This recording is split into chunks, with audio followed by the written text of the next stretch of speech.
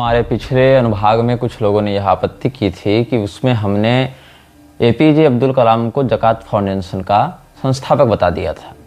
इससे पहले के वक्तव्य में भी कुछ लोगों ने आपत्ति की थी, जहां मैंने इसरो को भारत की खुफिया एजेंसी बताया था।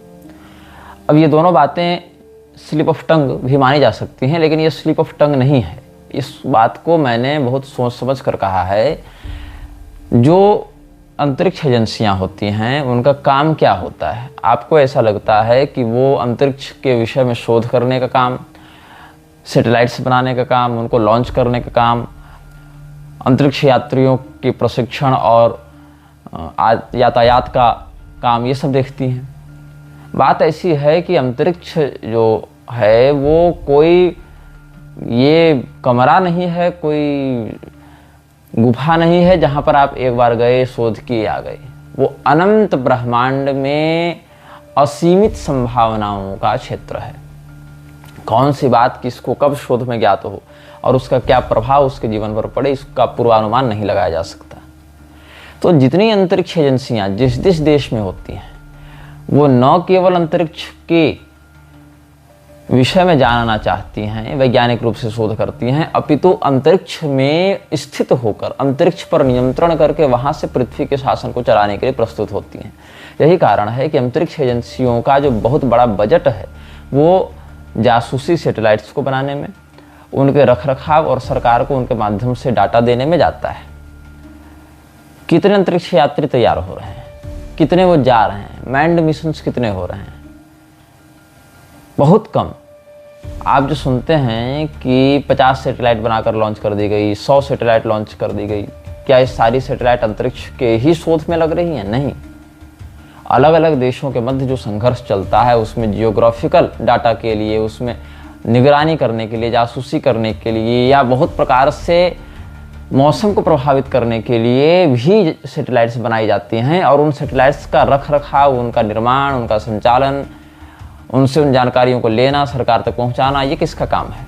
और उसमें जो रिपोर्ट्स होती हैं वो क्या आप तक पहुंचती हैं? नहीं, ये अंतरिक्ष एजेंसियों का काम होता है। और इसमें बहुत बड़ा विभाग खुफिया एजेंसियों के समान होता है। यही कारण है कि अंतरिक्ष एजेंसी किसी भी देश की हो, वो केवल अंतरिक्ष एजेंसी नहीं होती, अपितु जो उसकी सीक्रेट एजेंसियां हैं, जो उसकी जासूसी एजेंसियां हैं उस देश की, वहां से भी उनका बहुत निकट संबंध होता है।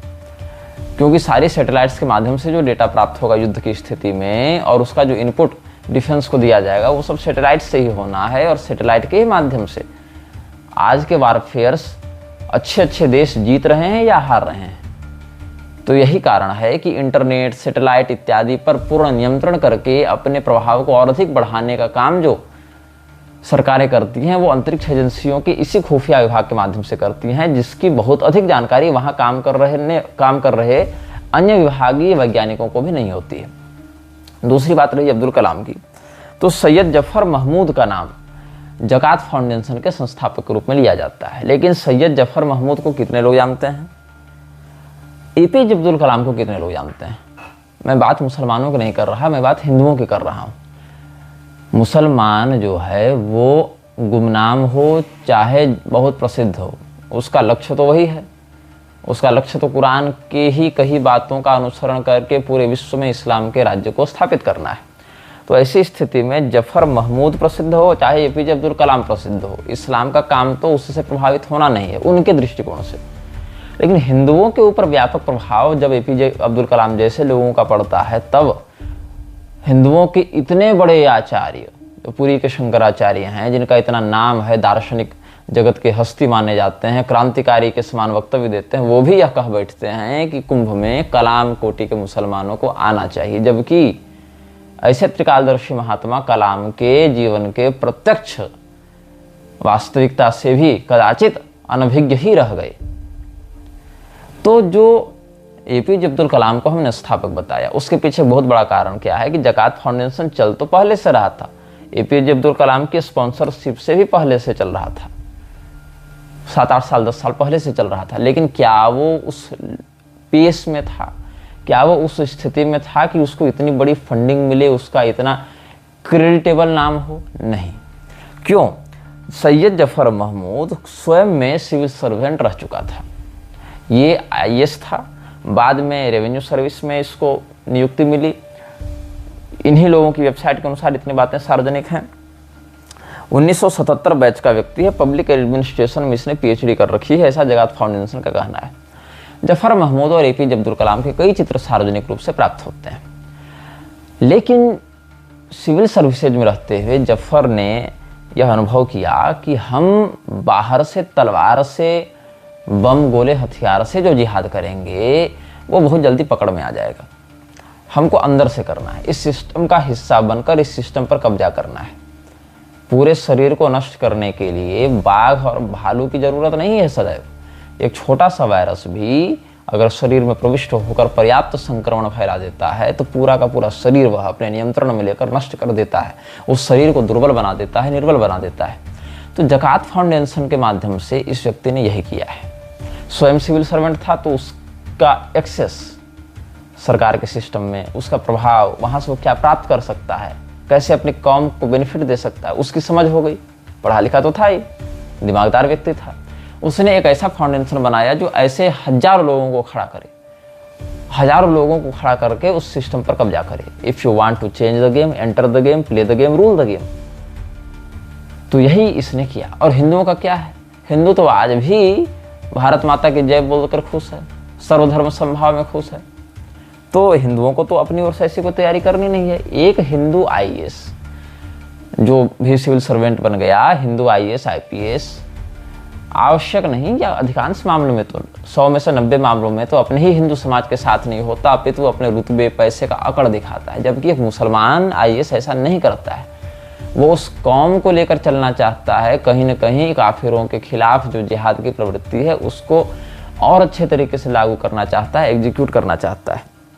तो हमने एपीजे अब्दुल कलाम का नाम इसीलिए लिया था, यह जानते हुए, ये सब सामान्य जानकारियां हैं। आप जकात के बारे में अगर बात कर रहे हैं तो जाहिर सी बात है आपने जकात फाउंडेशन के बारे में कुछ तो पढ़ा होगा, वेबसाइट ही देखी होगी, वहीं पर संस्थापक का नाम है। लेकिन फिर भी हमने स्थापक इसीलिए कहा क्योंकि जफर महमूद के द्वारा स्थापित जकात फाउंडेशन का काम देखिए।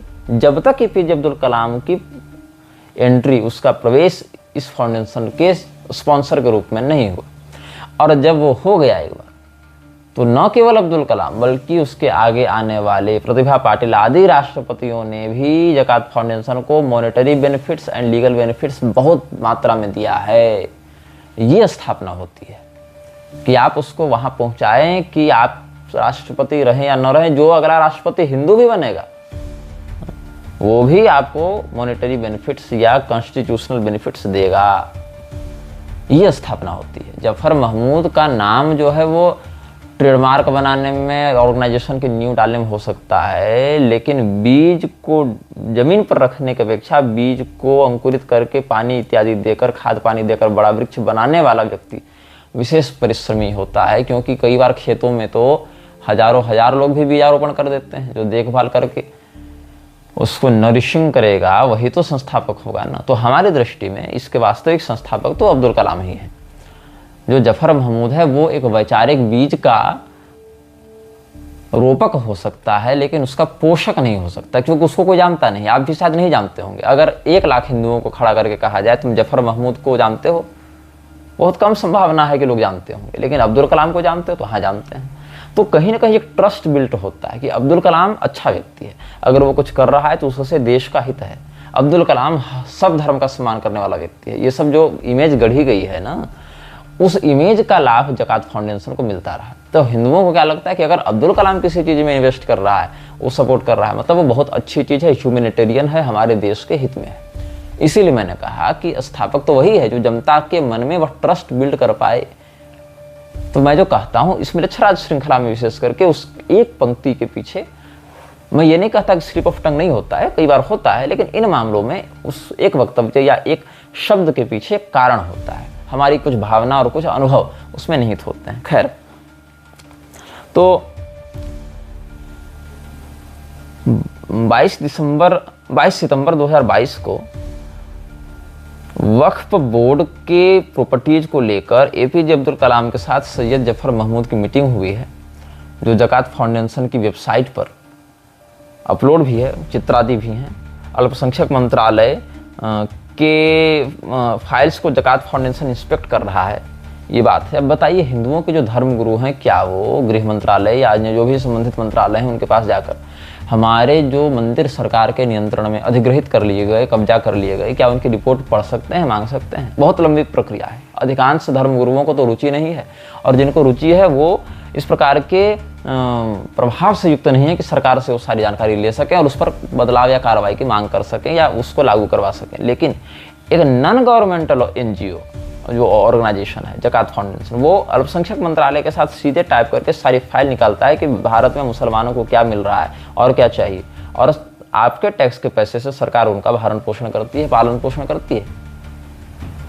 अब ज़कात फाउंडेशन ने वक्फ बोर्ड को अपना एक ब्रांड बना रखा है कि हम वक्फ बोर्ड के संरक्षक हैं या इसके साथ काम करते हैं। ये सब जितने हैं ना, all India Muslim personal law board, Waqf board, और ये देवबंद वाले, जामिया इस्लामिया वाला जो विश्वविद्यालय है उधर, जामिया मिलिया इस्लामिया, और इधर सैयद अहमद खां वाली यूनिवर्सिटी, अलीगढ़ यूनिवर्सिटी देख लो, या जो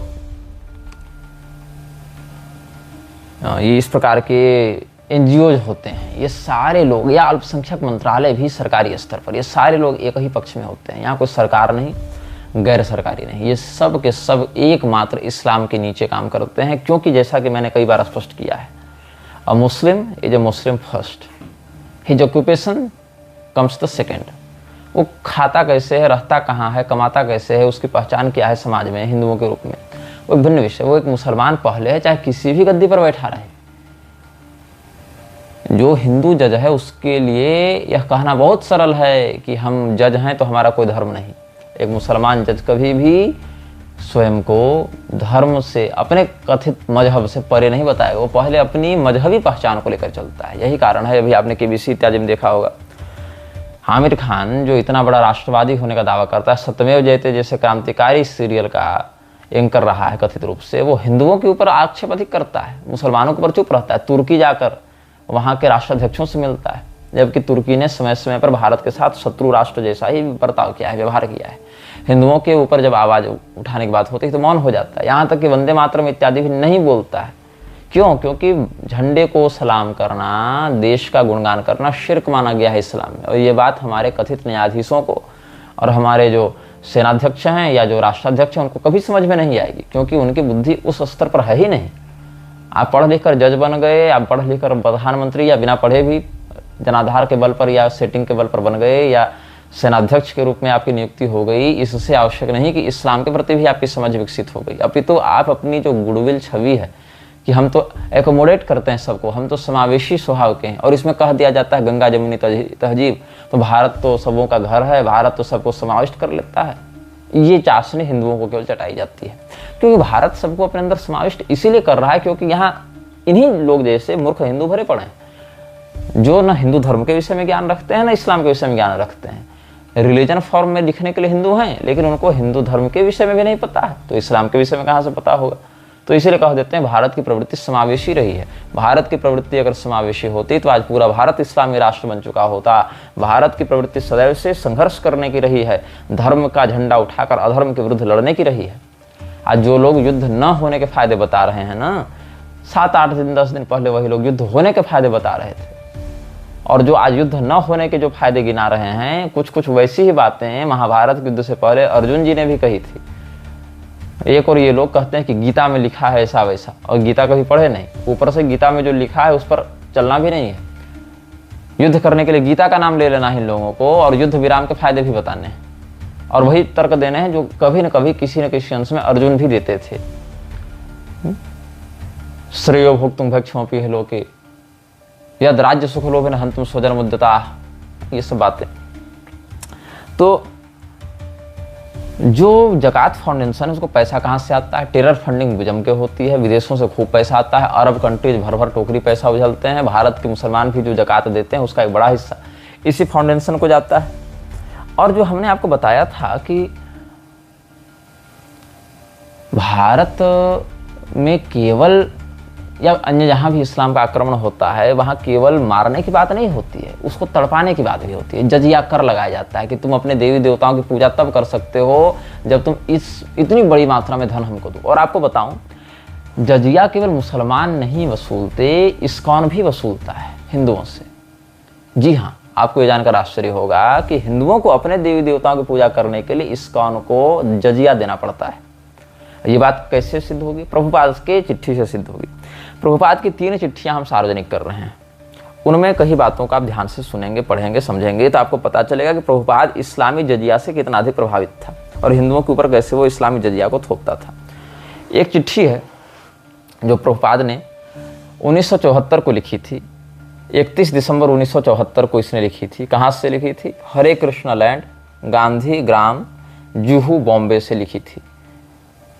गुरु कृपा स्वामी को लिखी थी इसने, जो उस समय टोक्यो जापान में रहता था। इसमें क्या लिखा है इसने कि अगर तुम गणेश जी की पूजा करना चाहते हो तो मुझे $1,00,000 प्रति महीना दो, तब तुम गणेश जी की पूजा कर पाओगे। तो क्यों भाई? तो भगवान कृष्ण ने जब कह दिया गीता में कि सर्वधर्मान परित्यज्य मामेकम शरणम व्रज, उस स्थिति में तुम गणेश जी की पूजा कैसे कर सकते हो? ये इसका तर्क है। अरे भाई, मामेकम शरणम व्रज इत्यादि का जो अर्थ है इसको कभी समझ में आएगा नहीं। बस इसको एक ब्रांड चाहिए था कि भगवान कृष्ण का नाम लेकर किसी प्रकार अपना एनजीओ खड़ा कर सके, मिलच्छराज के काम को आगे बढ़ा सके, फॉर्ड फाउंडेशन के पैसे से अपनी ऐशो आराम की जिंदगी जी सके, स्वर्णमहल खड़ा कर सके। इस प्रभुपाद ने भगवान कृष्ण की जितनी दुर्गति की है, उनके सिद्धांत की, मतलब भगवान की क्या करेगा, उतनी किसी अन्य व्यक्ति ने नहीं की। ये फोटो दीक्षित लोग स्वयं को जो बोनाफाइड बताते हैं वर्णाश्रम व्यवस्था के हत्यारे हैं, ये सारे लोग जो हैं रंगदारी और जजिया और ये टैक्स वसूलने में लगे हुए थे हिंदुओं से। तो क्या कहता है प्रभुपाद, क्या लिखता है आप ध्यान देंगे। ये कहता है कि also I have received 1 credit number 134 from Dai Nippon for the amount of 63,752.54 in US$। ये सब बताया। फिर आगे क्या कहा कि उसके हवाई के लिबर्टी बैंक में अकाउंट है, 1,00,000 वहाँ भेज दो, वहाँ से फिर हम भारत पैसा ले जाएंगे। होनोलुलु टेम्पल कंस्ट्रक्शन वाले अकाउंट में भी एक अकाउंट ये तुम खोल लेना, जयतीर्थ के पास लिबर्टी बैंक पासबुक है, उसके आगे आप मुख्य देखिएगा। Regarding Ganesh puja, I have received some letters from persons requesting to also perform it. I have explained to them that ultimately it is not required, but if you have some sentiment to get the blessings of Ganesha in order to get huge sums of money for service of Krishna, then it can be done.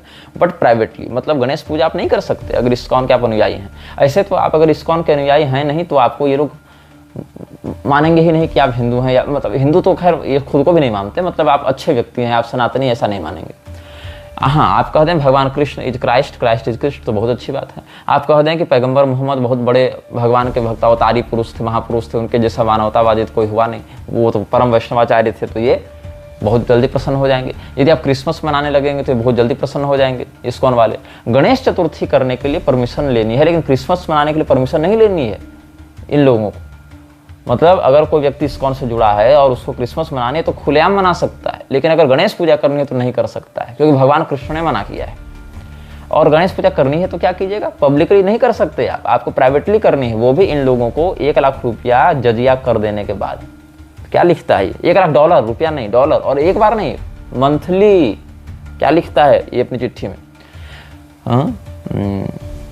I have explained to them that ultimately it is not required, but if you have some sentiment to get the blessings of Ganesha in order to get huge sums of money for service of Krishna, then it can be done. But privately, I have instructed them that if they want to do it, they must send me at least $1,00,000 monthly, not less. I hope this meets you in good health. ये चिट्ठी भी मैं सार्वजनिक करूंगा। और इसकी दूसरी चिट्ठी मैं आपको और पढ़ के बताता हूँ। दूसरी चिट्ठी इसकी है 1 फरवरी 1975 को लिखी गई है। कहाँ से? 51 कोएनहोवे, होनोलुलु, हवाई से। भक्तदास अधिकारी को इसने लिखी थी, जो सैन फ्रांसिस्को में रहता था। उसने पुनः इस बात को दोहराया है प्रभुपाद ने। माय डियर भक्तदास, फिर अपना जो है औपचारिकता वाला कि आशा है तुम कुशल हो गए, मेरे आशीर्वाद ग्रहण करो, ये सब कर गए। Concerning Ganesh worship, it is not actually necessary for us, but if someone has a sentiment for getting the blessings of Ganesha in order to get large amounts of money for Krishna's service, then it is all right. But anyone who takes up this kind of worship must send me at least $1,00,000 monthly, not less. If he cannot send this amount, then he cannot do Ganesha worship. मतलब हमारे देवता की पूजा करो, कृष्ण भगवान करो, लेकिन अगर दूसरे की भी करना चाहते हो तो मत करो पब्लिकली, प्राइवेटली भी करना चाहते हो तो मुझे $1,00,000 भेजते रहो हर महीना, ऐसा प्रभुपाद का कहना था और इस बात को लागू भी करवाता था। और तुमको लगता है ये विश्व में हिंदू धर्म का प्रचार कर रहे हैं? अरे भाई, प्रभुपाद ने तो वृंदावन में खुलेआम कहा था कि मेरे इस्कॉन वालों के अतिरिक्त बाकी सबका गला काट देना चाहिए, ये प्रभुपाद ने कहा था। और जिन लोगों को लगता है ना कि उसने व्यंग में या सटायर में या मजाक में कह दी थी ये बात, वो लोग ये सब चिट्ठियां पढ़ें कि वो गणेश जी की पूजा करने के लिए, जो हमारे प्रथम पूज्य गणेश जी हैं, गणपति खंड में, ब्रह्मवैवर्त पुराण के गणपति खंड में जिनकी इतनी महिमा है, उन ब्रह्म ब्रह्मणस्पति भगवान गणेश की आराधना करने के लिए हिंदुओं को टैक्स देना पड़ेगा प्रभुपाद को $1,00,000 प्रति महीना, तब भी आप प्राइवेटली कर सकते हैं, पब्लिकली नहीं कर सकते। और तब जाकर प्रभुपाद कहता है कि पाकिस्तान तो ब्राह्मणों की घृणा के कारण बना, ब्राह्मण जो घृणा करते थे ना अन्य लोगों से, वही मुसलमानों को विवश कर देता है पाकिस्तान बनाने के लिए। भारत विभाजन में ब्राह्मणों की घृणा कारण थी, इस्लामी जिहाद कारण नहीं था। ये प्रभुपाद का षड्यंत्रकारी दिमाग कह रहा है, और उस प्रभुपाद को इन नालायक अखाड़ा वालों ने बना दिया है, विश्व गुरु की उपाधि देकर सबके हिंदुओं के माथे पर चढ़ा दिया है। खैर, अब और एक चिट्ठी मैं आपको पढ़कर सुनाता हूं। ये 26 दिसंबर 1974 को लिखी गई थी चिट्ठी। कहाँ से लिखी गई थी? वही हरे कृष्ण लैंड वाला ही है, और ये लिखी गई थी शिकागो के ब्रह्मचारियों के लिए, कथित रूप से जो इलिनियस में रहते थे। वहाँ पर ये लिखता है, Krishna says in the Bhagavad Gita chapter 18, सर्वधर्मान परित्यज्य मामेकम शरणं व्रज अहम त्वां सर्वपापेभ्यो मोक्षयिष्यामि मा शुचः। So why you want to worship someone else? Krishna himself recommends mamekam, he alone. Therefore we must do like that. If one wants to water the tree, he waters the root. There is no necessity of watering the branches. The demigods are all different parts of the universal form of the supreme God. खैर इतना तो कह दिया। आगे क्या कहता है? Therefore I do not encourage you to worship this demigod Ganesh. It is not required. It is not necessary. Simply worship Krishna. Perform nice devotional service to Krishna. ठीक है, उतना तो ठीक है, समझ में आ रहा है। चलो ठीक है, आप कह रहे हैं कि गणेश जी की पूजा मत करो, कृष्ण भगवान पूजा करो, क्यों कृष्ण भगवान ने ऐसा कहा, उसका क्या संदर्भ और अर्थ है, ये भिन्न बात है। इसको तो समझ में आएगा नहीं, जैसे लोगों को, ये मृच्छदासों को तो समझ में आएगा नहीं, लेकिन इससे हमको भी बेनिफिट होना चाहिए, ऐसा प्रभुपाद का स्वार्थ था। क्या लिखता है? Of course, if one has got some sentiment for achieving the blessings of Ganesh for accumulating large sums of money, then he may perform this Ganesh worship privately, not making a public show. But first of all, he must give me $1,00,000 per month, not a single farthing less. If he can supply this amount, $1,00,000 per month, then he will be allowed to do this Ganesh puja. Otherwise, he should not do it. It will be sinful. That is my order. मतलब अगर बिना $1,00,000 हर महीना प्रभुपाद को दीजिए, अगर वो गणेश पूजा करेगा तो पाप लगेगा उसको, ये कह रहा है। ये पाप ये स्वामीनारायण वाले, ये इस्कॉन वाले, ये सब हिंदू नहीं हैं। ये सब हिंदुओं का चोला ओढ़कर हिंदू धर्म के दीमक खोखले करने में लगे हुए हैं, और हिंदुओं को मूर्ख बनाकर उनसे केवल उन्हीं के देवी देवताओं की आराधना करने का कथित निषेध करते हुए इनसे पैसा वसूलने का काम करते हैं। तो तीन चिट्ठियां प्रभुपाद के हमने प्रमाण में आपको कहाँ से लिखी, किस तारीख को लिखी और उसमें क्या लिखा, ये सब कहा। जकात फाउंडेशन की बात हो रही थी। जकात फाउंडेशन केवल भारत को इस प्रकार से नहीं पीड़ित कर रहा है, ये लोग भी यही काम करने में लगे हुए हैं। जकात फाउंडेशन के लोग भी यही करने में लगे हुए हैं, जो इस्कॉन कर रहा है, जो मिशनरियाँ कर रही हैं, ये सब यही म्लेच्छ तंत्र के, म्लेच्छ राज के अधीन होकर कार्य कर रहे हैं। तो मैं बात कर रहा था जफर महमूद की। सैयद जफर महमूद ने जब देखा कि सिविल सर्विसेज में अगर मुसलमानों को घुसाया जाए तो क्या बड़ी बात होगी, कितनी अच्छी बात होगी। आपने आज तक ये इंडिया टीवी पर रजत शर्मा का इंटरव्यू आपको देखना चाहिए, जो जफर सरेशवाला ने दिया था वहाँ पर। उसमें मर्द मुजाहिद कहा है मोदी को कि मोदी मुसलमानों का विरोधी नहीं, मोदी तो मुसलमानों का बहुत बड़ा प्रोत्साहक है। और ये बात सच भी है, क्योंकि मोदी सरकार ने अन्य सभी सरकारों की तुलना में, मोदी सरकार के ही आधिकारिक बयान के अनुसार, रिकॉर्ड के अनुसार सबसे अधिक अनुदान दिया है। गर्व के साथ कहता है कि मेरे राज्य में, मतलब मेरे शासनकाल में तो सर्वाधिक मुसलमानों की बहाली इस प्रकार की सेवाओं में हुई है। और बताइए कि जब ये सिस्टम में घुस कर ट्रेनिंग लेकर वहाँ डाटा पर एक्सेस करके बैठे रहेंगे तो ये कितनी शीघ्रता से और कितनी मजबूती और ठोस तरीके से भारत को इस्लामी राष्ट्र में बदलेंगे। और उसके बाद हिंदुओं के साथ क्या करेंगे, जब अभी कर रहे हैं इतना कुछ, उसके बाद क्या करेंगे, इसकी कल्पना भी बड़ी भयावह होती है। खास करके तब जब खुलेआम ये लोग माइक ले लेकर इंटरव्यूज में कहते हैं, पूछते हैं अपने इमामों से कि हिंदुओं की लड़कियों के साथ हमें क्या करना चाहिए, ये कर दें या वो कर दें, भारत की जनता हिंदुओं के साथ हमें क्या करना चाहिए। इस्लाम नोज नो बाउंड्रीज बियॉन्ड इस्लाम। उसको देश की भौगोलिक सीमा से कोई मतलब नहीं है। वो तो जब चाहे एक रेखा खींच कर कह दीजिए हमारा है। वक्फ बोर्ड आपसे पूछने आता है कि प्रॉपर्टी किसकी हो, बताता है कि मेरी है, ये लोग नया का नया देश खड़ा कर देते हैं दावा करके, और आपको लगता है ये जियोग्राफिकल बाउंड्रीज के नीचे आकर कॉन्स्टिट्यूशनल सीमा में रहकर अपना काम करेंगे। नहीं, ये तुम्हारा कॉन्स्टिट्यूशन बदलना चाहते हैं। और ये जो संविधान की दुहाई देते हो ना, और अदालत और जज साहब जो कहते हैं कि धार्मिक दंगे भड़क जाएंगे और वैमनस्य फैल जाएगा, तो ये धारा लगा दो, वो धारा लगा दो, वो सारी धाराएं धरी रह जाएंगी। जिस दिन 1000-1500 लोग तुम्हारे घर पर चढ़ बैठेंगे। अदालतें बहुत जगह काम कर रही हैं, और अदालतें कोई सुरक्षा कवच में नहीं बैठी हैं कि उन पर जो है सो प्रभाव नहीं पड़ेगा इन वैश्विक घटनाओं का और इस प्रकार की मानसिकता का। तो ये जो दमन चक्र हिंदुओं के विरुद्ध चलाती हैं अदालतें, उनको यह होश होना चाहिए, उनको यह आंखें खोलनी चाहिए कि आप अपनी मूर्खता में और कथित सांप्रदायिक सद्भाव बनाने के चक्कर में हिंदुओं की रोज बलि दे रहे हैं, और न खुद लड़ रहे हैं, न हिंदुओं को लड़ने दे रहे हैं।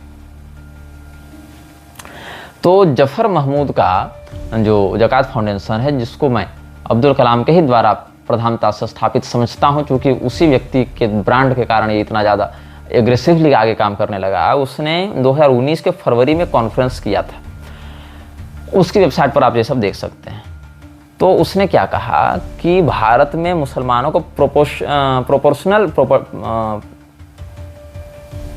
प्रॉपर्टी होना चाहिए, यहाँ पर वो मिलनी चाहिए, मतलब जिसकी जितनी संख्या भारी उसकी उतनी हिस्सेदारी। और ये होगा भी भारत में कि हमारी इतनी संख्या है, जैसे इन्होंने कहा ना हमारी इतनी संख्या है तो हमको ये अलग देश दे दो बनाकर, वैसे ही अब ओवैसी कहता है कि पाकिस्तान मुर्दाबाद, हम तो देशभक्त हैं, हम तो यहीं रहेंगे, और हिंदू को लगता है बहुत अच्छा व्यक्ति है, वो यहाँ क्यों रहना चाहता है, क्योंकि पाकिस्तान तो ले लिया, अब वहाँ जाकर नया क्या करेगा। वहाँ के लोग वहाँ की समझे, अब तो हमको इस जगह को ना इस्लामी बनाना है, ओवैसी का यही मत है। ऐसी स्थिति में ममता बनर्जी, ओवैसी और उनको सौगात बांटने वाली मोदी सरकार भी, मतलब पूरा लोकतंत्र का सिस्टम ही इस प्रकार से गढ़ा गया है, including judiciary, including administrative departments, including the legislative assemblies, कि भारत के हिंदू अपनी आत्मरक्षा भी अगर करना चाहें तो दूसरे की ओर देखना पड़े, उनकी अपनी रक्षा भी उनके अपने हाथ में ना हो, और दूसरा रक्षा करेगा नहीं। तो उस स्थिति में इन लोगों ने क्या किया है, कहा कि जिसकी जितनी संख्या भारी उसकी उतनी हिस्सेदारी, हमको चाहिए आनुपातिक अधिकार, हम जितने हैं उतना हमको चाहिए। यही इन्होंने लेबनान में किया था। आप देखिएगा, मैंने लेबनान पर इसी सीजन 2 में 2 बार स्पष्ट रूप से बात की है। तो पहले इसने क्या कहा कि ज़कात फाउंडेशन के आंदोलन के तहत हम ये वक्फ बोर्ड की संपत्तियों को छुड़वाएंगे अन्य कब्जों से, मतलब ऐसे ऐसे गांव भी वक्फ बोर्ड अपने अधिकार मानता है जो इस्लाम के आने से पहले से वहाँ देवालय और वहाँ पर सनातनी परंपरा है, उसको भी मानता है। ये क्या करते हैं, वक्फ बोर्ड को संपत्तियों पर कब्जा करने में मदद करते हैं, उसको कहते हैं कि हम तो अपनी ही संपत्ति पर दावा कर रहे हैं कॉन्स्टिट्यूशनली। ये ज़कात फाउंडेशन का काम है। और 14.2% हैं मुसलमान भारत में कथित रूप से, ऐसे हमको लगा 30% तक हैं, लेकिन जो आंकड़ा पुराना आंकड़ा 2011 का कहता है उस हिसाब से अगर देखें तो 14.2% भी मानते हैं। तो भारत में 77 मुसलमान होने चाहिए लोकसभा में, ये कहना है इसका। Muslims are 14.2% of the Indian population and hence there should be 77 Muslims in Lok Sabha. 77 मुस्लिम लोकसभा में अगर आधिकारिक रिकॉर्ड के अनुसार जाएंगे तो जिस समय और भी विशेष जाति जनगणना करके अपनी संख्या 30% बताएंगे, वहां पर ये तो सीधे सीधे 150 पहुंचा देंगे अपनी संख्या। 150 मुसलमान सांसद एक बार अगर कोई बात अगर कहेंगे एक स्वर में इस्लाम के पक्ष में, तो सरकार जो है वो 2 बार आगे से लघु शंका करेगी और 2 बार पीछे से शौच करेगी डर के मारे, और हिंदुओं को कहीं के माथा कटवा लो, हमारी सत्ता बची रहे और ये जो कह रहे हैं सो करो। और तब जो जगजीवन राम के समय मुस्लिम रेजिमेंट की मांग उठी थी उसको तुरंत एग्जीक्यूट करेंगे। तो जो लोग कह रहे हैं ना कि सोफिया कुरैशी का विरोध मत करो, भारतीय सेना में हिंदू मुसलमान मत करो, ये सारे मूर्ख न जियो पॉलिटिक्स से समझते हैं, न इस प्रकार के षड्यंत्रों को समझते हैं, और न खुद समझेंगे और न दूसरे को समझने देंगे। भारत की सेना इसीलिए स्वयं को समावेशी और सर्वधर्म संभाव वाला दिखाती है, क्योंकि वहां पर हिंदू अधिक है, और हिंदू जो है वो हिंदू दूसरे समय पर होता है, पहले वो कुछ और ही पहचान लेकर चलना चाहता है। ये उसकी सामाजिक कमी है। वो हिंदू मतलब ऑप्शनल बनना चाहता है, न कि मैंडेटरी बनना चाहता है। जिस दिन ये संख्या इस प्रकार से बढ़ी, या आर्मी छोड़ो, जब कॉन्स्टिट्यूशनली ही ये लोग इस प्रकार की मांग ले आएंगे ना आनुपातिक अधिकार का, उस समय जब लोकसभा में 150-200 मुसलमान आरक्षित सीट में बैठेंगे, उस बाद आप मुस्लिम रेजिमेंट भी बना लेंगे, और मुस्लिम रेजिमेंट के माध्यम से भारत की सेना में गृह युद्ध भी आंतरिक करा देंगे, और फिर से एक विभाजन करके हिंदुओं का व्यापक नरसंहार करेंगे, जिसकी ये पूरी तैयारी कर चुके हैं। बस इनको एक चिंगारी की आवश्यकता है। भारत पहले से बारूद के ढेर में बैठा हुआ है। तो 9 मांगे इन लोगों ने रखी थी। Give a proportionate share to Muslims in nominated posts and appointments under the state and central governments. इतना ही नहीं, केवल चयनित विभागों में नहीं, मतलब जहाँ इलेक्शन लड़के जाना है वहाँ नहीं, आप बिल्कुल मुसलमानों को उनकी जनसंख्या के आधार पर सरकारी नौकरी में भी करें। ये कैसे सिस्टम में घुसपैठ करते जा रहे हैं, इस पर सुदर्शन न्यूज ने, एक यूपीएससी जिहाद के नाम से सुदर्शन न्यूज के एंकर्स ने बनाया था, हालांकि उन पर केस भी हुआ था, लेकिन उसको आपको देखना चाहिए, वहाँ से आपकी बहुत आंखें खुलेंगी। जो यूपीएससी जिहाद के नाम से वो चला था, तो वहाँ पर बहुत कुछ बातों का डाटा प्रस्तुत करके खुलासा किया गया था, कैसे ज़कात फाउंडेशन घुसपैठ करते हुए सिस्टम पर कब्जा कर रहा है कॉन्स्टिट्यूशन की आड़ में, और कैसे ये भारत को एक अघोषित गृहयुद्ध की ओर ढकेल रहा है। और भारत की जनता क्या कर रही है? भारत की जनता जो है वो सोफिया कुरैशी और ओवैसी का गुणगान करने में लगी हुई है, और भारत पर पाकिस्तान हमले पर हमले किए जा रहा है। भारत के ऊपर हमले करने के लिए पाकिस्तान को जीडीपी अपनी नहीं देखनी कि मेरी अर्थव्यवस्था क्या है, मेरी शिक्षा व्यवस्था क्या है, मेरी रैंकिंग क्या है, हमारे पास पैसा है कि नहीं, हमारे पास विकास है कि नहीं। उसको बस ये है कि हम इस्लाम के एजेंडे पर चल पा रहे हैं कि नहीं चल पा रहे हैं, इस्लाम के सिद्धांतों को प्रसारित कर पा रहे हैं कि नहीं कर पा रहे हैं। हम जिस काम के लिए निकले हैं 1400 साल पहले, वो काम अभी तक कहाँ तक पहुँचा, अभी कहाँ तक पूरा हुआ, इसका ही एकमात्र लक्ष्य सारा वो पूरा समुदाय लेकर चल रहा है। और यहाँ भारत की सेना, भारत की सरकार सफाई देते फिर रही कि भैया हमने वहाँ नहीं हमला किया, हमने वहाँ नहीं मारा, हमने न्यूक्लियर बेस पर अटैक नहीं किया, हमने सिविलियंस पर अटैक नहीं किया, सफाई देती फिर रही। ये तो विश्व की पहली सेना है जो अपोलॉजी कर रही है कि हम यहाँ नहीं मारना चाहते, हम तो टेररिज्म के खिलाफ हैं भैया। अरे भैया, टेररिज्म के खिलाफ हो तुम, जो टेररिस्ट के जनाजे में जाते हो पाकिस्तानी सांसद होते हैं कि नहीं होते हैं, पाकिस्तानी आर्मी के लोग उठते बैठते हैं कि नहीं। आप ही कहते हैं कि भारतीय सेना जो है वो यह पुख्ता प्रमाण अपने पास रखती है कि पाकिस्तानी सेना का हाथ है आतंकवादियों को भेजने में, ट्रेनिंग देने में, तो आप पाकिस्तानी सेना को टेररिस्ट के अंदर इंक्लूड क्यों नहीं करते? आप पाकिस्तानी गवर्नमेंट को क्यों नहीं इंक्लूड करते टेररिस्ट ऑर्गेनाइजेशंस के तहत? आप उसको लेवल तो कीजिए। रीढ़ की हड्डी में दम है आपका। सेना कहेगी हमने यहाँ अटैक नहीं किया, सरकार कहेगी कि हम जो है आतंकवाद के खिलाफ लड़ रहे हैं, हम तो शांति वार्ता चाहते हैं, आईटी सेल वाले कहेंगे कि न्यूक्लियर बेस उड़ा दिया। बताओ, कोई तालमेल नहीं। अच्छा चलो, आतंकवादी नहीं मानना है मत मानो, जो मरे हैं वो तो स्वीकार करो कि धर्म के कारण मारे गए, मतलब वो अगर मुसलमान होते तो शायद नहीं मारे जाते, बच जाते, वो हिंदू होने के कारण मारे गए, यही तो कम से कम स्वीकार कर लो। यहाँ तो यह नपुंसकता व्याप्त है कि न फौज ही उनको हिंदू के रूप में मान्यता दे रही है, न सरकार ही दे रही है, जबकि सरकार की पार्टी के यानी लोग कहते फिर रहे हैं कि धर्म पूछ कर मारा, जाति पूछ कर नहीं मारी। अब जाति पूछ कर मारने के लिए तो सरकार है ना, तो इसलिए उन्होंने धर्म पूछ कर मारा। अभी रेलवे बहाली का जो निकला है अधिसूचना वाला जो फॉर्म, जो उसमें क्या कहा गया कि अमुक अमुक ये सब आप डाउनलोड कर लीजिए, और अगर जनरल नहीं हैं आप, ऑन रिजर्व कैटेगरी में अगर आप आते हैं तब तो नहीं मिलेगा, लेकिन अगर रिजर्व कैटेगरी में आते हैं, जनरल नहीं हैं, तो आपको निःशुल्क आने जाने परीक्षा सेंटर तक पहुंचाने की जिम्मेदारी रेलवे की होगी। बताओ, ये जाति वैमनस्य भड़काने वाला नहीं है बयान, ये जाति विद्वेष फैलाने वाला नहीं है। और कोई व्यक्ति कुछ कह दे तो उस पर बिना जांच की एफआईआर दर्ज करके उसको एट्रोसिटी में जेल में भेज देते हो, और फिर कहते हो कानून सबके लिए बराबर है। कानून सबके लिए बराबर, इससे ज़्यादा नंगा मजाक तो और कभी हुआ ही नहीं है। फिर लोग कह देंगे इतने जानकार हो तो तुम ही देश चलाओ। अरे भैया, तो देश तो बाकी पार्टियां भी चला रही थी, बाकी राज्य भी चला रहे थे, उनके समर्थक भी यही कहते थे कि तुम ही ज़्यादा जानते हो मनमोहन सिंह से, तुम ही ज़्यादा जानते हो अटल बिहारी से, तुम ही ज़्यादा जानते हो नरसिंह राव से। वो तो जिसका अनुयायी उसको सर्वश्रेष्ठ बताएगा। दूसरे की सरकार है तो वो गलत है, अपनी सरकार है तो कहेंगे देश चलाना कठिन होता है। अभी कांग्रेस की सरकार आ जाए तो कांग्रेस के समर्थक भी अपने ऊपर लगने आरोपों पर यही कहेंगे कि तुम ही देश चला लो। फिर बीजेपी वाले आएंगे तो वही कहेंगे, मतलब हम चलाएं तो जिम्मेदारी, दूसरा चलाए तो कायरता, इतना ही होता है। जो लोग मुंबई के हमला, अजमल कसाब वाले हमले के समय कह रहे थे कि लव लेटर लिखना बंद करो, युद्ध करो, युद्ध करो, आज वही लोग कह रहे हैं कि युद्ध किसी समस्या का समाधान नहीं है, भारत युद्ध नहीं बुद्ध का देश है। तो इतनी बड़ी दोगली राजनीति जिस देश में चल रही है, उस देश के लोगों से आप सामान्य एक पैसे का भरोसा नहीं कर सकते। यहाँ तो पूरे विश्व की है, $5 ट्रिलियन की जीडीपी बनाने जा रहे हैं। मतलब विपक्ष का काम होता है विरोध करना। यहाँ तो ओवैसी और लालू के लड़के तक कम से कम मौखिक रूप से आपका सपोर्ट ही कर रहे थे। इस स्थिति में आप नहीं कुछ कर पा रहे हैं, इसीलिए मुझे वक्तव्य जारी करना पड़ा। मैंने वो वन लाइनर दिया था कि भारत की सेना सीमा पर नहीं, संसद में हारती है, वहां पर वो जहां बढ़त बना रही होती है। और एक बार नहीं, आप अनेकों बार देखें हमारी सेना ने कितनी बार शत्रुओं के ऊपर विजय प्राप्त करते हुए कहां तक की भूमि को अधिग्रहित नहीं किया। नेताओं के टेबल के कारण पूरी शंकराचार्य जी भी बहुत बार इस विषय को कई वर्ष पहले ही व्यक्त कर चुके हैं, और इतिहास भी इस बात का प्रमाण है कि जीती हुई भूमि को बिना किसी ठोस विजय का लाभ लिए हुए उसको ऐसे ही छोड़ देना, अपने मतलब उस भूमि को प्राप्त करने के लिए जिन सैनिकों ने वीरगति प्राप्त की, क्या उनकी जान की कोई कीमत नहीं है? वो भूमि क्या बिना खून बहाए आ गई थी अपने अधिकार में? जब आ गई थी तो या तो आप उन सैनिकों को पुनर्जीवित कर दीजिए और भूमि वापस कर दीजिए, या कम से कम भूमि पर कब्जा कीजिए ना। आखिर अंग्रेजों के जाने के समय वो भूमि थी तो आपकी ही, भारत की ही भूमि थी।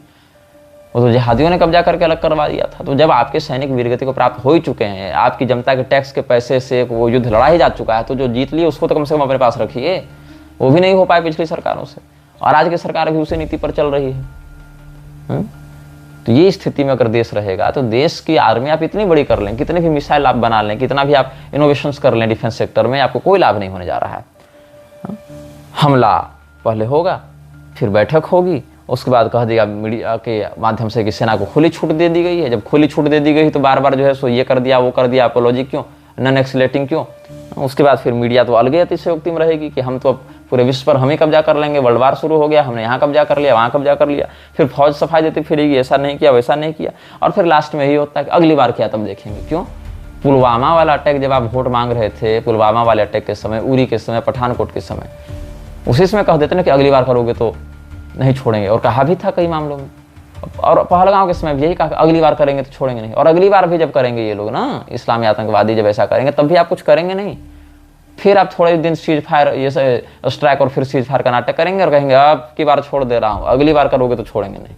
वो भी जानता है इनसे कुछ होने जाने वाला है नहीं, इनकी मानसिकता ही नहीं है वैसी। ये अपने अस्तित्व को लेकर गंभीर ही नहीं है, ये शत्रु को लेकर, शत्रुबोध छोड़ो, शत्रुबोध मिटाने पर तुले हुए हैं। जो एक पाक जर्नलिस्ट है उसने भी क्या कहा था, मुबशिर लुकमान ने, कि 2 हिंदू मंदिरों को 1965 के बारे में राजस्थान में जब पाक आर्मी ने डिस्ट्रॉय किया, इनके अनुसार तो उस यूनिट को बुत शिकन की उपाधि मिली, मतलब मूर्ति भंजक, बुत शिकन की उपाधि मिली। ये लोग हमारे देवी देवताओं को अपमान करना अपना गौरव समझते हैं, उसको ये मेडल के रूप में लटका कर घूमते हैं। ये भगवान राधा कृष्ण की खंडित प्रतिमाओं को ट्रॉफी के रूप में लेकर आए थे अपमानित करने के लिए पाकिस्तानी सैनिक, और आपको लगता है कि वो टेररिस्ट नहीं है? They have a whole country, whole army, whole ecosystem against you. और आपसे इतना नहीं हो रहा है कि आप कम से कम हिंदुओं की मृत्यु का बदला लेने के लिए युद्ध लड़ें, तो मृतकों को हिंदू कह दें। उसमें भी सोफिया कुरैशी को लेकर आ गए हैं ताकि नॉर्मलाइज किया जा सके। और हिंदू इतना अंधा हुआ गया है कि इस खतरे को अभी भी नहीं समझ पाता। एक विजय शाह का भी प्रकरण आया था, मंत्री है ना विजय शाह, लोग कह रहे हैं कि विजय शाह ने बहुत अच्छा बयान दिया। तो आप ही की सरकार क्यों विजय शाह के पीछे पड़ी हुई भाई? तो कहेंगे कि फौज में हिंदू मुसलमान नहीं होता। अच्छा, फौज में हिंदू मुसलमान नहीं होता ना, तो ये जो अभी जितने वार क्राए हैं अलग अलग रेजिमेंट्स के, उसमें हिंदू देवी देवताओं के नाम और जयकारे को हटाकर आप केवल उसमें अल्लाह अकबर लगा दें, फिर आपको पता चलेगा कि हिंदू मुसलमान होता है कि नहीं होता है।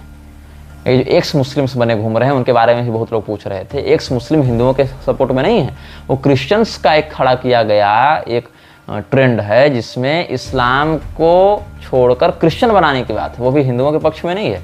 हाँ, इतना आप सीख सकते हैं कि इस्लाम की कार्यप्रणाली क्या है, उसमें क्या लूप होल्स हैं, उसमें आपको कैसे सतर्क रहना, इतना के लिए आप एजुकेशनली देख सकते हैं। लेकिन एक्स मुस्लिम्स आपके समर्थन में नहीं है, ये मत भूलिए कि वो है म्लेच्छ तंत्र के ही अधीन है, वो म्लेच्छ के ही अधीन, उसको पता हो या ना पता हो, आपके हित में काम नहीं कर सकता, उसकी प्रवृत्ति वैसी नहीं है। तो विजय शाह ने क्या कहा था कि वो सोफिया कुरैशी आतंकवादियों की बहन है। इस पर सुप्रीम कोर्ट स्वतः संज्ञान ले लिया, बहुत जगह ये हो गया वो हो गया। अब बात है कि आतंकवादियों की बहन क्यों कहा? क्योंकि मुसलमानों ने मारा था वहां पर, तो मुसलमान आतंकवादी, तो आतंकवादियों का ही वो मजहब उसके पास है, तो कह दिया आतंकवादियों की बहन। ऐसी स्थिति में तो हर बार मुसलमान महिलाओं से मोदी को राखी भेजी जाती है नाटक करते हुए। गांव-गांव जाकर मुसलमान महिलाओं के मध्य, मुसलमान परिवारों के मध्य मोदी और भाजपा का ट्रस्ट डेवलपमेंट करने का जिम्मा इनके कर्मचारियों को दिया जाता है ना, इनके जो कार्यकर्ता होते हैं उनको। तब तो विजय शाह को यह भी स्पष्ट करना चाहिए था कि ये पूरी की पूरी सौगातें मोदी बांटने वाले लोग किसके भाई बहन हैं? आतंकवादियों के हैं कि देवदूतों के हैं कि मानवतावादियों के हैं? ये भी स्पष्ट करना चाहिए था ना। खैर, तो ये नेताओं का क्या होता है, ये भी एक स्क्रिप्टेड हिस्सा ही है कि पहले मुसलमान अटैक करेंगे तो वहां 2 बात हटा दो, मृतकों को हिंदू मत बोलो और उनको मुसलमान मत बोलो, उनको कह दो आतंकवादी हैं, और कह दो आतंकवादी का तो कोई धर्म नहीं होता, जबकि वो मजहब ही उसको प्रेरित कर रहा है वैसा बनने के लिए। लेकिन वहां से मूल विषय गोल कर दो, मूल बिंदु हटा दो, आतंकवादी का मजहब छिपा दो, मृतक का धर्म छिपा दो, जबकि वो धर्म के ही कारण मारा गया। अच्छा, उसके बाद एक मुसलमान को ही खड़ा कर दो हिंदुओं का नायक बनाकर, जो फील्ड में जाकर लड़ा भी नहीं है, बस मीडिया में कैमरे पर आकर स्क्रिप्टेड बयान देता फिर रहा है। उस शख्स को, उस महिला को खड़ा करके कह दो कि अब जो हिंदुओं का सर्वेसर्वा, हिंदुओं के तारनहार यही हैं, उसके विजय गाथा के कसीदे पढ़े जाएं। फिर अपना ही एक मंत्री खड़ा कर दो जो उसका विरोध करे, और फिर सुप्रीम कोर्ट और सरकार के माध्यम से दबाव बनाओ, बोले नहीं मुसलमान तो बहुत अच्छे होते हैं, तुम्हारी आप टिप्पणी ही आपत्तिजनक है, गटर छाप भाषा है तुम्हारी, और हिंदू इस सर्कस में डोलता रहेगा, हिंदू मनोरंजन का साधन बना रहेगा। अच्छा, कश्मीर के समय जो अदालतें थी वो मर गई थी कि वो सारे गूंगे बहरे हो गए थे न्यायाधीश? उस समय तो स्वतः संज्ञान लेकर अदालत ने कुछ बोला था, ऐसा मुझे याद नहीं है, या बोला भी होगा तो उसका कुछ प्रभाव पड़ा, इसका तो हमको स्मरण नहीं है। लेकिन आज क्या है, हिंदुओं के लिए कितनी बार स्वतः संज्ञान लेकर अदालतों ने इस प्रकार से निर्णय दिया है, इसका कोई हिसाब देना चाहिए कि नहीं देना चाहिए अदालतों, कि हिंदुओं को इस देश का नागरिक नहीं मानती है अदालतें। जिसने खुलेआम हिंदुओं के नरसंहार की बात की, उस ओवैसी के विरुद्ध तो अदालत स्वतः संज्ञान नहीं ले पा रही है, और जजों के घरों से जब भ्रष्टाचार की गड्डियां निकल रही हैं तो अदालत स्वतः संज्ञान नहीं ले पा रही है। 10-10 दिन तक FIR नहीं दर्ज हो रहा है, तो उपराष्ट्रपति को मीडिया में आकर बयान देना पड़ रहा है। तब अदालतों का स्वतः संज्ञान उनके 9 द्वार में से किस द्वार में प्रतिष्ठित हो जाता है।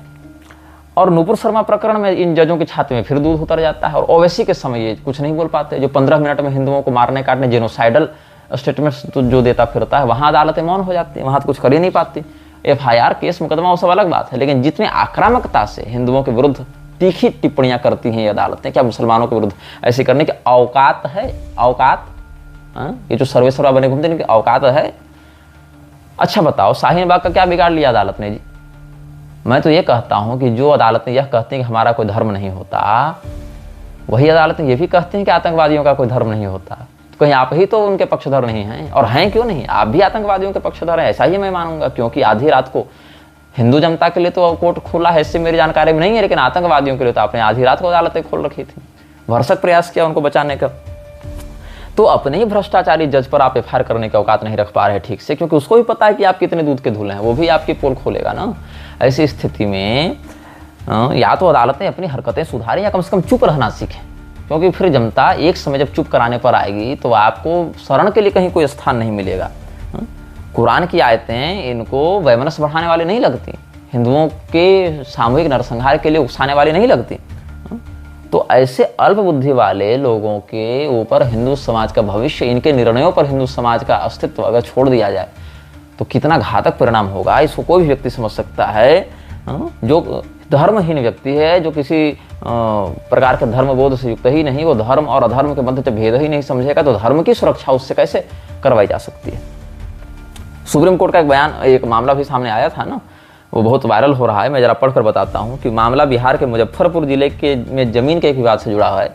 यहाँ ट्रायल कोर्ट में एक पार्टी हार गई, इसके बाद हारी हुई पार्टी पटना हाईकोर्ट पहुंची, वह वहां भी हार गई, फिर वह अपना मुकदमा लेकर दिल्ली में सुप्रीम कोर्ट पहुंची। उसने सुप्रीम कोर्ट में याचिका लगाने के साथ ही ट्रायल कोर्ट और हाई कोर्ट में जीतने वाली पार्टी के नाम पर एक फर्जी वकील खड़ा कर दिया, उसकी ओर से एक कैविएट भी दायर कर दी गई। अब नोटिस जारी हुआ तो फर्जी वकील ने उस नोटिस को असली पार्टी के रूप में स्वीकार कर लिया।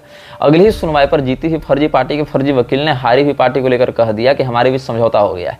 जीती हुई फर्जी पार्टी और हारी हुई पार्टी के बीच समझौते के आधार पर सुप्रीम कोर्ट ने आदेश जारी कर दिया। जिला अदालत हाई कोर्ट के फैसले को ही पलट दिया गया। करीब 6 महीने गुजर गए, तब जीती हुई असली पार्टी को यह जानकारी मिली कि यहाँ तो मामला ही पलट चुका है। मतलब फर्जी वकील और फर्जी याचिकाकर्ता ने देश की सर्वोच्च अदालत की साख पर बट्टा लगा दिया। एक समाचार बड़ा वायरल हो रहा है, हालांकि ये समाचार अभी पुष्टि का अधीन है, लेकिन सुप्रीम कोर्ट के कुछ अधिवक्ताओं से हमने बात की थी तो उन्होंने कहा हाँ ऐसा एक मामला आया तो है। तो आप समझिए कि किस प्रकार का अफीम चाटकर यहाँ के कथित न्यायमूर्ति फैसला देते हैं। हिंदुओं के विरुद्ध आपको कुछ शिकायत भी नहीं करनी पड़ेगी, जज साहब स्वतः संज्ञान लेकर सारी बात कर देंगे। लेकिन अगर मुसलमानों के विरुद्ध कुछ कहना है तो जज साहब बहुत नपे तुले शब्दों में, बहुत डिप्लोमेटिक वर्ड्स का प्रयोग करते हुए वहाँ कुछ बात कहना चाहेंगे। क्यों कहना चाहेंगे भाई? आखिर मस्जिदों को सुरक्षा की जरूरत नहीं पड़ती, मंदिरों और हिंदुओं की यात्रा को पड़ जाती है। क्यों? 100 मुसलमानों के बीच में 10 घर हिंदू नहीं ठीक से रह सकता, लेकिन 1000 घर वाले हिंदुओं के बीच में 10 मुसलमान ठीक से क्यों रह लेते हैं? ये सारी बातें जो हैं वो धीरे धीरे हम आगे और भी स्पष्ट करेंगे। पूरे विश्व में इस्लाम का कैसे विस्तार हुआ है इस विषय पर लंबी चर्चा करेंगे। भारत के ईसाई और इस्लामी परिप्रेक्ष्य पर चर्चा करेंगे, लेकिन अभी मेरी यात्राएं बहुत अधिक हैं, इसीलिए अभी 10 अनुभाग तक हम सार्वजनिक कर रहे हैं। फिर कुछ दिन और कार्यों में व्यस्तता है। सीजन 2 के अंतर्गत कुछ एपिसोड कुछ दिन विश्राम के बाद आएंगे। तो आप ये समझिए कि ये देश किस प्रकार के भविष्य की ओर बढ़ रहा है, किस प्रकार के नेतृत्व के माध्यम से पिछले 3 पीढ़ियों से ये देश चलता रहा है कि जहां अदालत हो, सिविल सर्विसेज हो, कई मामलों में फौज भी हो, कई मामलों में कई मामलों के अधिकांश मामलों में पॉलिटिशियंस भी हों, उनसे हिंदुओं को कोई ठोस धार्मिक छोड़िए, सामाजिक छोड़िए, संवैधानिक कॉन्स्टिट्यूशनल संरक्षण भी प्राप्त नहीं हो पा रहा है। यहाँ एक और आप कहते हैं बायकॉट मालदीव, जो भाजपा के समर्थक ही ट्रेंड चला रहे थे ना, बायकॉट मालदीव, बायकॉट तुर्की। भूकंप आया था तुर्की में तो सबसे पहले भारत की सरकार ने मदद भेजी। आप इजराइल का गुणगान करते हैं, भारत सरकार फलस्तीन को पैसा भेजते रहती है। आप बायकॉट मालदीव की बात करते हैं, आपके टैक्स के करोड़ों अरबों रुपये मालदीव भेज रही है भारत सरकार। बात यह है, हिंदुओं को समझना पड़ेगा उनका कोई नहीं, न सरकार उनकी है, न न्यायपालिका उनकी है। अगर उनका कोई है तो सनातन धर्म के परंपरागत मानने वाले ब्राह्मण, क्षत्रिय, वैश्य, शूद्र, स्त्री, पुरुष, सनातन धर्म के वह धर्मगुरु जो नेताओं की चापलूसी की विकृति से अभी तक युक्त नहीं हुए हैं, वही केवल उनके अपने हैं। उन सबों को एक साथ एक मंच पर एकजुट होकर आना पड़ेगा। म्लेच्छराज के विरुद्ध अपने आध्यात्मिक और सामाजिक चेतना को जगाते हुए इन सभी दुष्टों के विरुद्ध यथायोग्य समयोचित हिंसक दमन चक्र के माध्यम से प्रवृत्त होना पड़ेगा और इनके कब्जे से, इनकी इस जो षड्यंत्रकार निवृत्ति है, जिसके कारण भारत एक बहुत बड़े टेररिस्ट अटैक और गृह युद्ध को कभी भी झेल सकता है, उससे भारत की रक्षा करनी पड़ेगी। इसी चेतावनी के साथ इस अनुभाग को यहाँ हम पूर्ण करते हैं। फिर मुझे अभी 1 घंटे के बाद यात्रा पर निकलना है और अभी थोड़ा मैं वाराणसी इत्यादि की यात्रा पर निकलने का विचार कर रहा हूँ भगवान विश्वनाथ के दरबार में। हालांकि भगवान विश्वनाथ जी के कॉरिडोर के माध्यम से जो सरकारी विध्वंस किया गया है मंदिरों का, उसको देखकर तो मेरा हृदय कई वर्षों से रो रहा है, लेकिन ठीक है, मैं शिखर दर्शन इत्यादि करके, गंगा स्नान करके भगवान से हिंदुओं के सद्बुद्धि और संरक्षण के लिए प्रार्थना तो करूंगा ही। तो तब तक के लिए आपसे विदा लेता हूँ। मृच्छराज सीजन 2 के अगले एपिसोड कुछ दिन विश्राम के साथ आएंगे। Shriman Narayan. This video may get deleted soon. Please download using third-party apps. You may also re-upload this video on your channels. Thank you.